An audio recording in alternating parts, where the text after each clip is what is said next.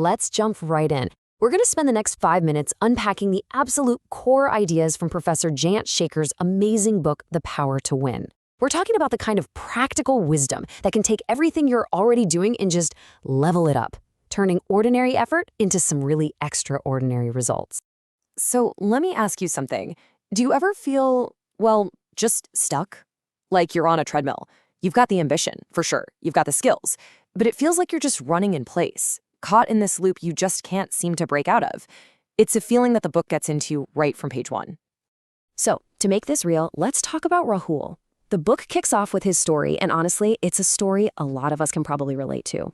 On paper, he's doing great, right? He's 28, got a solid job, and he has these huge dreams. But in reality, he feels like he's just going through the motions.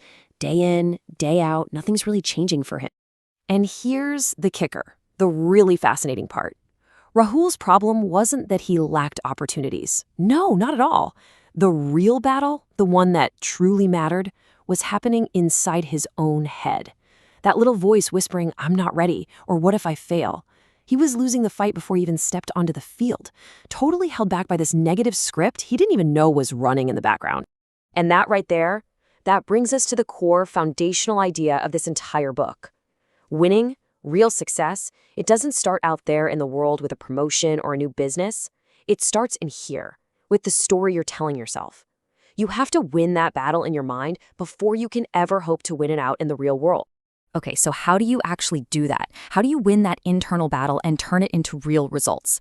Well, the book lays out this really clear system. It's not just one magic trick. It's a structure built on what it calls the 3 core pillars. And they all work together. Think of it this way.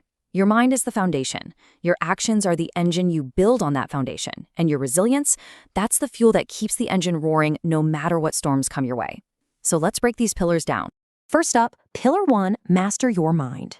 This is all about getting that foundation solid. It's simple, really. Before you can act right, you have to think right. It's all about getting a handle on your mindset and your attitude. And to show us what this looks like in practice, the book gives this perfect, super simple scenario. Picture this. 2 guys, Amit and Karan, they work together. They're stuck in the exact same frustrating situation. It's raining, the bus is late, the office is calling. Everything is identical. But what's going on inside their heads? Totally different world. And you can see the difference right here. Amit reacts. He's emotional. He feels like a victim. Why is this happening to me? By the time he gets to work, he's totally drained. Karan, on the other hand, responds. He's intentional. He looks at the situation and asks, okay, what can I do about it? He accepts what he can't change and focuses on what he can, which is his own attitude. He walks into the office ready to tackle the day. And that's the key takeaway right there. This isn't about just being blindly positive. It's about taking responsibility. That one single choice, the decision to respond instead of just reacting, that's the exact moment you take your power back. All right, so you've got the mindset down, you're choosing to respond, not react. Awesome, that is a massive first step. But let's be real, a great attitude without any action is, it's just a nice thought, isn't it? So how do you actually bridge that gap between thinking and doing? That's where Pillar 2 comes in. This is the engine of action. This is the part of the system that takes that powerful belief you've built inside and actually turns it into something real out in the world. And it's built on 3 things: goals, discipline, and good old-fashioned hard work. And I love this distinction the book makes. It says a goal is not a wish. A goal is a decision. Think about that for a second. A wish is passive, right? It's just hoping. But a goal is an active commitment. It's you deciding, I am going to make this happen. Just changing that one word changes everything. Because a real goal isn't some fuzzy, vague dream. It has structure. It has a shake. The book talks about making it specific, measurable, and time-bound. And then, this is crucial, you write it down. The moment you do that, it stops being just a thought in your head. It becomes a promise. It's like you're creating a contract with yourself, one that's so clear you just can't ignore it. Okay, so you've got this clear written goal. Now what? You can't just sit around and wait for motivation to strike. Let's be honest, motivation is like that flaky friend who only shows up when it's sunny. Discipline is your reliable partner. It's the system you build that shows up for work every single day, especially on the days you really don't feel like it. The book illustrates this perfectly with the story of Samir and Ritu. Samir is the natural, the gifted one, but he just coasts on his talent. Ritu, she's the prepared one. She's the one putting in the hours when nobody's watching. So what happens when the pressure is on? You guessed it. Preparation beats raw talent every single time. Hard work isn't punishment. It's what makes you ready for your moment. So let's recap. We've got the mindset, we've got the action plan. Sounds great in theory, doesn't it? But we all know life isn't a straight line. Life will punch you in the gut. You are going to face setbacks. You will get knocked down. The real question is, what happens then? And that brings us to our third and final pillar. And honestly, this might be the most important one of them all, the power of resilience. This is the stuff that keeps you in the game when everyone else has quit. It's what allows you to stick around long enough to actually win.